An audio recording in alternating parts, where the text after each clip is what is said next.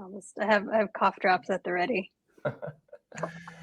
Hey folks, welcome to the fourth session of day one of Bring Your Own Bold. If you're joining us for the first time today, big warm welcome to you, and it's really, really great to have you with us. If you've tuned into a few of the sessions so far, really hope you've enjoyed them, and welcome back to this one. Now, unless you've been living under a very big rock for a very long time, you'll know that when it comes to B2B focused organizations, Salesforce really is one of the biggest success stories of them all.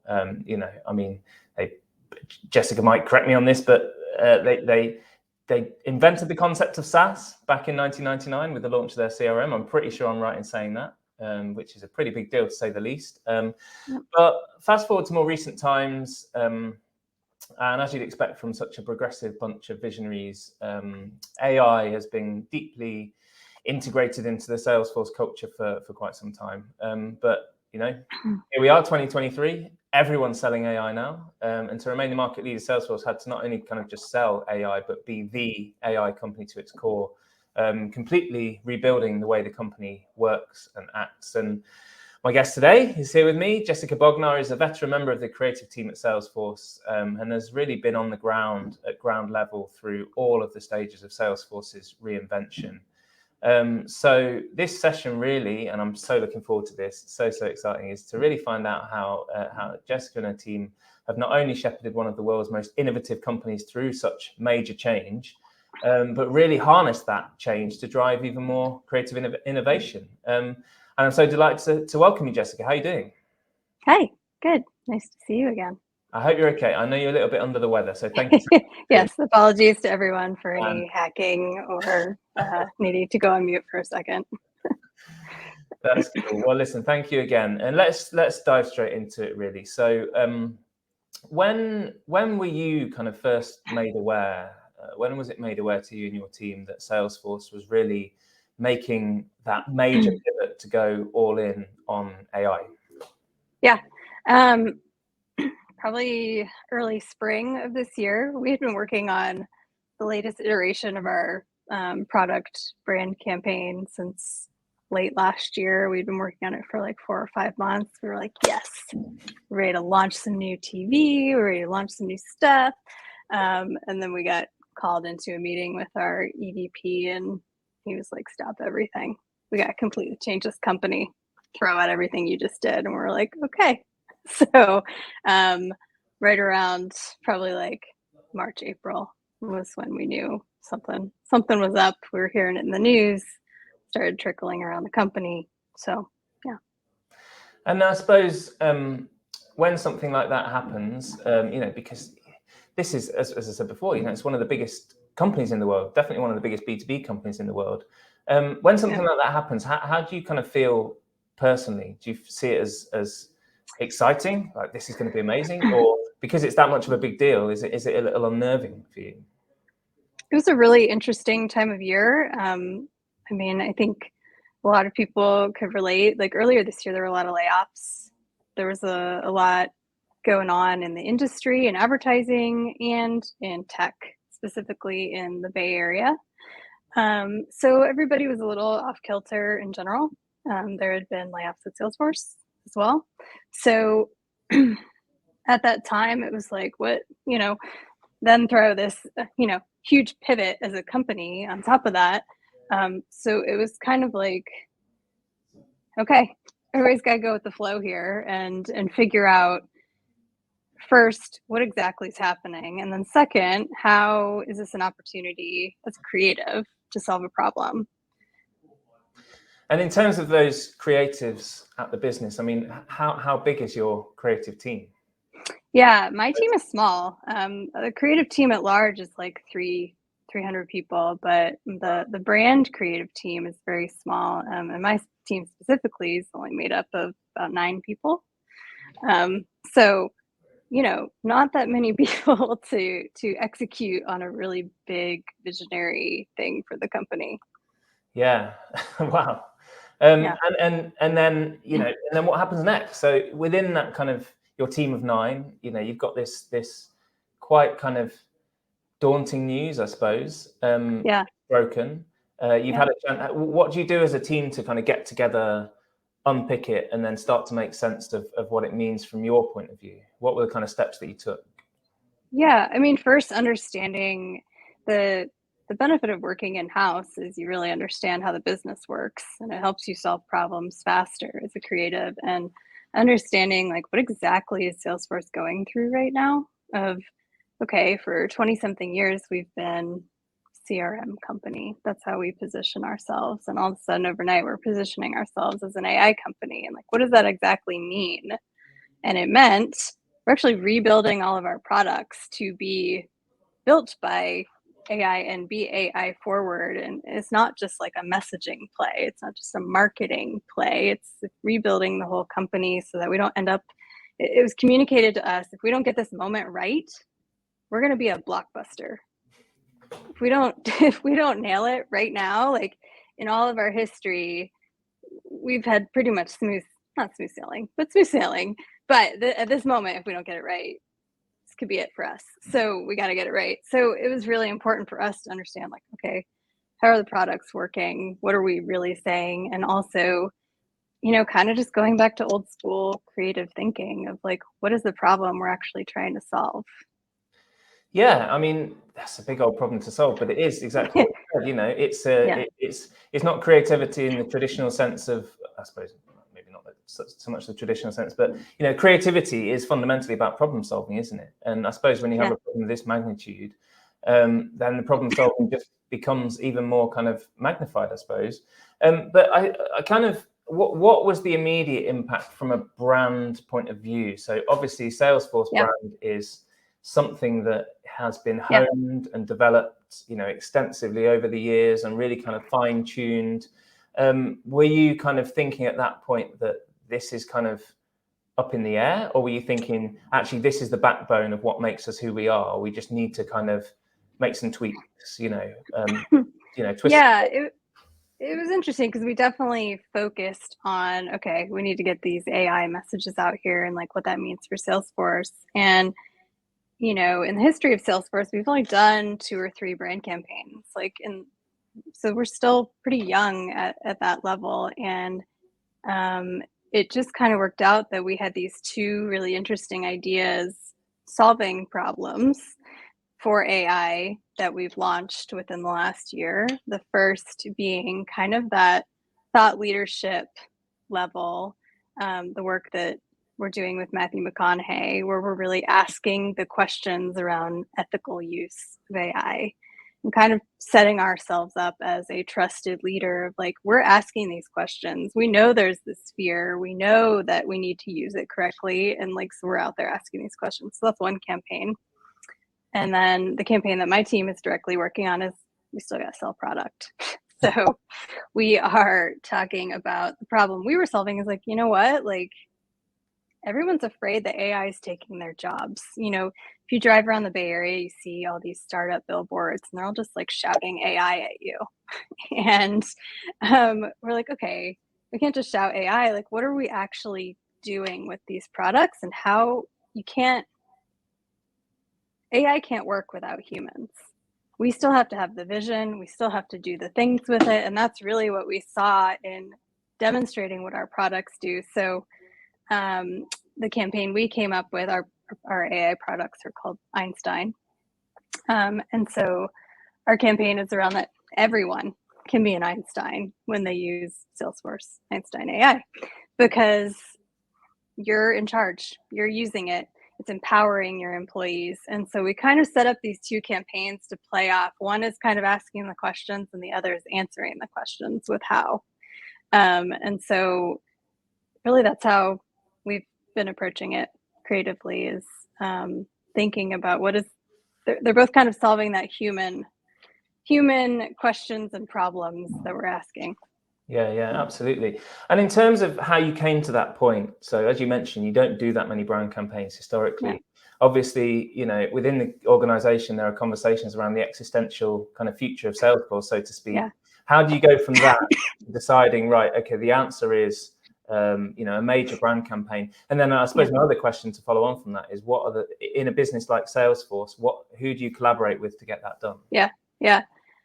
we work really fast. And so it might seem like we're super organized, but like an idea happens and they're like, push it live. We got to get this done. And like we launched with a banner ad for our side of the brand campaign coin. And so, you know, it's all a matter of speed and getting your messages out into market quickly. And so we're working with this was an instance where we had to move faster than we've ever moved before. And so usually we're really great cross-functional teams. We're all working together. We're making sure the media plans are all in place. This was like free for all, like get it out, get it live.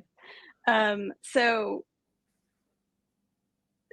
this all happened really fast earlier in the year, and then it's gotten more formal and planned and thoughtful and calculated as the year's gone on. If anyone attended Dreamforce this year, like our message kind of infiltrated everything there, and so you know we had these ideas pretty quickly, and they've been reinforced throughout the rest of the year. And when you say we, is that just your team, or is that kind of is that marketing teams, is that content teams, campaign teams? What's the Yeah. kind of, what's the org like as far as that's concerned? And also, how do you work so fast when you're all remote as well? Are you just kind of used to that these days? Yeah, I think we've gotten used to it over 3.5 years and some change. We'll go into the office every once in a while, but like myself and 2 other people on my team are the only ones in the Bay Area. But yes, we work with product marketing teams, content, social campaigns, PR, you know, every possible group. Like my team's responsible for coming up with the idea. We create style guides, like voice and tone guidance, and then everyone else kind of just takes it and runs. You know, our events team took it and ran for all of our global events. So it's really the creative team kind of is the tip of the iceberg, and then each team goes from there. And I suppose, so obviously the topic of this session is how creative teams can turn change into opportunity. Yeah. What did you kind of learn about yourself and your teammates, you know, through that whole kind of quick iterative process? I know you mentioned that you're used to moving fast anyway, but was it kind of, was it a natural thing to say, well, you know, this is quite turbulent, but actually we're going to turn it to our advantage and we're going to create an amazing campaign in double quick time, because that's what we do? Or did you learn anything new about yourselves? Yeah, I mean, I don't think it was necessarily turbulent. It definitely was like, oh, we got to get this right. And I don't think I realized how resilient creatives or marketers are just in general until I went in-house at a tech company. We're used to having our ideas crapped on. We are used to having to come up with 97 new ideas in 24 hours. Like we are trained to do that as creatives. And so when you're put under pressure like that, it's not much different from any other day. And so it's just just a new problem we were solving. And so we just did it. My team nailed it. There was no stress. And in hindsight, we were like, you know, that was actually a really cool assignment. We're like, how do you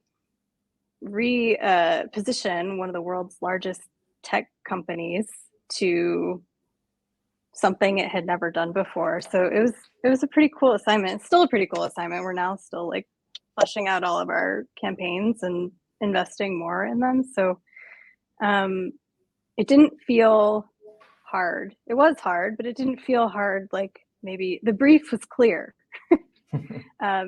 We haven't had as clear of a brief as we got on like pivot to AI as we did with that. So yeah, I mean the team, it wasn't really a problem. That's awesome. I mean, it's just so impressive. And, you know, again, I've got very limited knowledge of the inner workings of an organization like Salesforce, but, you know, you hear time and time again about, you know, the bigger the business, I suppose, the more bureaucratic it is in a way. You know, the more kind of red tape there is, the more approval layers that you have to go through to get stuff done. Has it always been like that for you guys at Salesforce? You've been there since when, 2015, is that right? Yep. Yeah, I mean, we're well aware of the bureaucraticness of big companies. And so I think every few years we go through these it wouldn't be a season without a reorg, but there's always a reorg to try and get rid of some of those layers of bureaucracy and enable teams to make decisions faster without 900 approvals. And I think the creative team, I've been at Salesforce almost 9 years, and creative team has had to earn its respect, and we've earned enough respect that we're able to just move without others, and it's trusted that like we're making the right choices, and usually it pays off. So I think that's a way we're able to get around a lot of that, is just trust. Yeah, I suppose. And in terms of seismic kind of instances like this, is this the biggest that you've had to kind of contend with as a team, or have there been others? This just from like a foundational company perspective, but I think a few years in, there was a pretty big shift when we kind of just, I think you and I maybe talked about this on the podcast, but our CEO was kind of feeling like we looked like everyone else, we talked like everyone else, and we like what was setting us apart. And the creative team was kind of handed, hey, we've got these characters, do something with it. And so that's actually when we started creating what our brand is. We didn't have a brand. And so that was the biggest shift from a creative perspective in my time at Salesforce.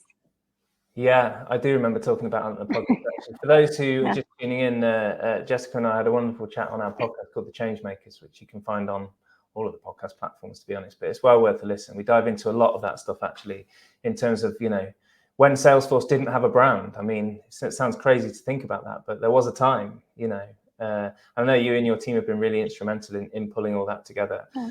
I just wondered if you had any advice for, I suppose, other kind of creatives who, I mean, the tech world moves so quickly anyway, and there are so many shifts, and we're seeing, as you mentioned, across the board with AI, kind of a lot of companies, large and small, are going through this shift to what do we mean what is the purpose of our business in an AI-driven world.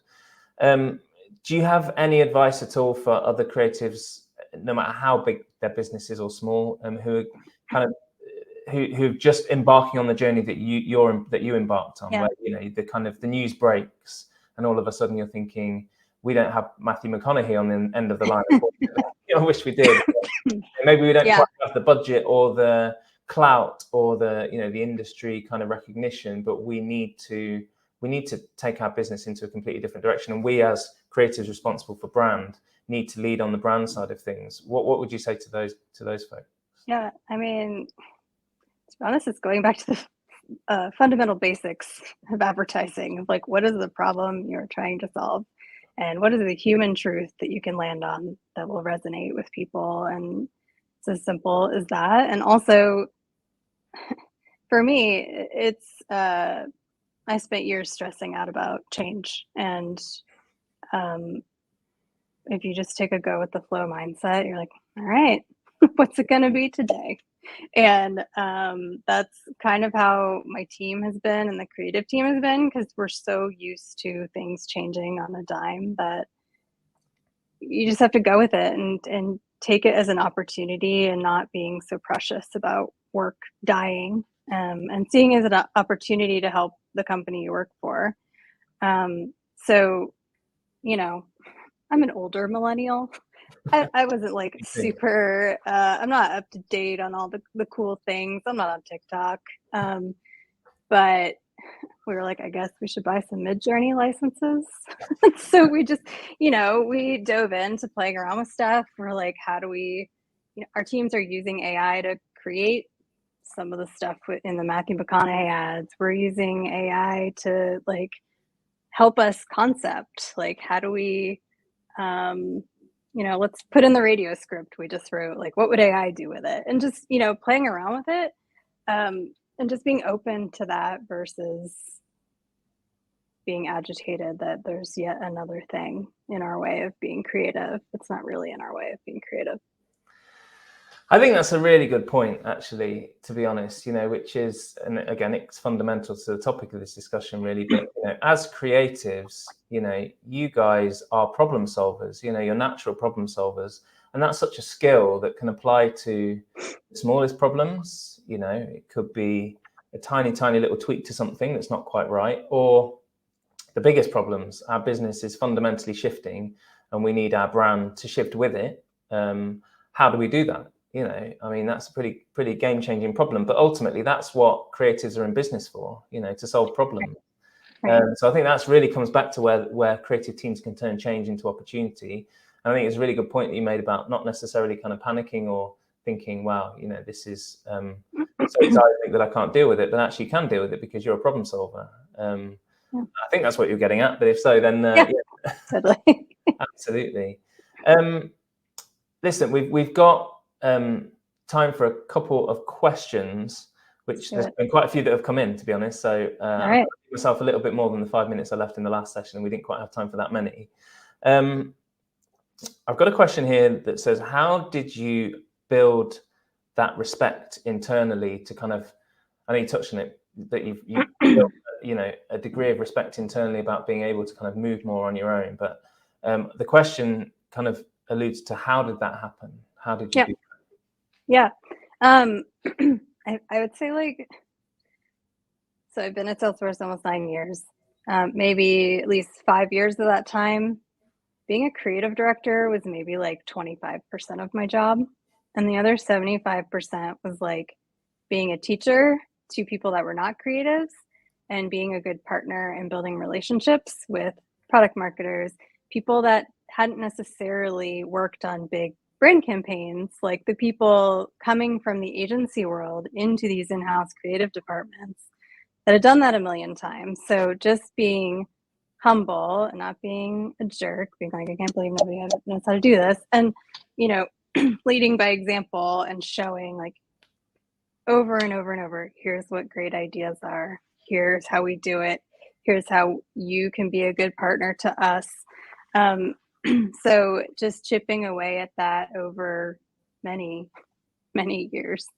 And once we get a few wins with brand campaigns, our CEO sees it, the whole company rallies around it. It just kind of has snowballed in the last 5 years of gaining that respect one after the other as we keep building on things. Yeah, it makes total sense, I suppose. And so I suppose what you're saying is, you let your talent and your work do the talking, but also through the lens of just being a good colleague and, not going necessarily. We've had this conversation a couple of times, both on the podcast and also during BYOB, but not necessarily going off and doing things as a bit of a maverick, but actually taking people on the journey with you, and helping them understand, because, I suppose brand can mean different things to different people, and some that don't necessarily kind of understand the value and the benefit of what you're doing when it's a bit unconventional in the way that others do. So yeah, I think that's a really good point about kind of, making sure that you, not a jerk, but also, take people on that journey with you, and then building up that trust so that when you do something, people understand, Jessica and her team have done that. I understand that because, we've had these previous dialogues and conversations. Would that be fair to say? Yeah.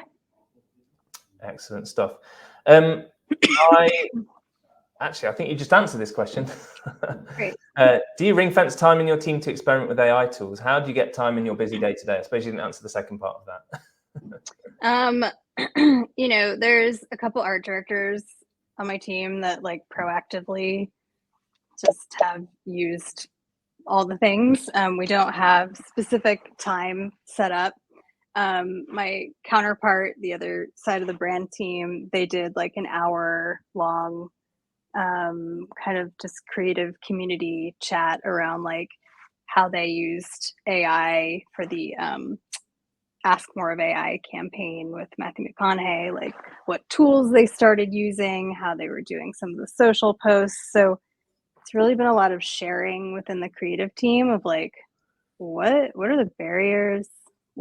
How do you prompt Midjourney to get you what you want? So like we're doing a lot of sharing throughout a very large creative group of like what's worked, what hasn't, building kind of a repository of what tools people have tried for different things. I mean, we're still at the beginning stages of figuring stuff out, but it's fun. It's weird. It's definitely fun and it's definitely weird. Yeah, we're playing around with a lot of stuff in our studio, as you can imagine. In terms of kind of copyright issues of using Midjourney, are you using any of those kind of final that final app, or are you using more for inspiration and then kind of building off of that? We did look into that. Like, what are the copyright things? And as long as you have a legal team, do not quote me on this. I might be making this up. I don't know, but we did run using imagery from Midjourney by our legal team, and as long as you have a license, okay, should be okay. But my team hasn't used any aside from like storyboarding for like TV scripts yet. But yeah. I think there's so much value. We're finding so much value in that kind of 0 to 1 phase, you know, that inspiration phase, that early kind of mood boards, kind of storyboard phase. There's a lot. Yeah. And sometimes the mistakes kind of lead you to different ideas. When you try to prompt it with one thing and it gives you this weird ass image and you're like, huh, it's interesting. So it's kind of like playing yes and with yourself a little bit. So it's fun. And another question on that subject, and I think this is exclusively talking about creative teams rather than generally, but do you envisage people having jobs as prompt experts, or do you think ultimately the vision has to be driven by a creative? I suppose that's prompt experts on a creative team who kind of really know exactly how to get the best out of AI.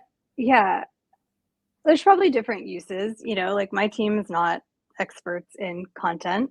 So I would assume that, you know, a content lead could use AI to generate images or something for, you know, their blog articles or whatever. But I do think for bigger creative idea thinking, like there's different kinds of visions. And when you're looking for a creative vision, it's always going to be the creative team that has that. Like AI can't do that on its own. AI doesn't have a vision. So it has to be steered in a certain direction by someone. It's most likely going to be a creative if that's what you're looking for.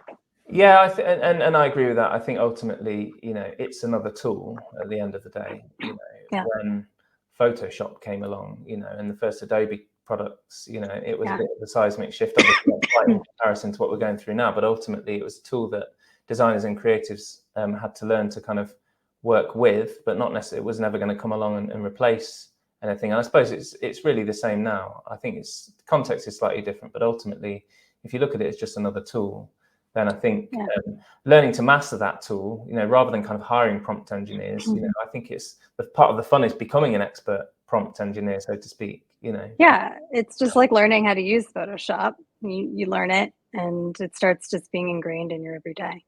Yeah, 100%. We just got time for one question, which is one from me, actually. I'm going to be a bit selfish here. I just wonder, the brand campaign itself, how's it going and how are you measuring success of it? It's going well. There's probably some proprietary stuff I can't mention, but I mean, we're measuring against other companies that are doing the same thing of like who's winning. So we're measuring that kind of stuff. We're doubling down and investing more in both campaigns, so we know it's working. Yeah, we have a new CMO that maybe for about the last 6 months, and he's a fan of all the work we're doing, and so everything's actually going swimmingly. Brilliant. Well, I mean, it sounds like you've most definitely turned change into opportunity. So really, really great to hear. And yeah, thank you so much. I really, really appreciate your time, especially because I know you're feeling under the weather. Your voice held up. There wasn't a single coughing fit. So I did it. yeah, we got there in the end. But listen, Jessica, thank you so much for taking part in Bring Your Own Bold. Really appreciate it. Best of luck with the campaign. Best of luck with the pivot as a whole. Sounds like it's going swimmingly. And for everybody else, we'll see you at the next session of BYOB. Thank you. Thanks, Dave.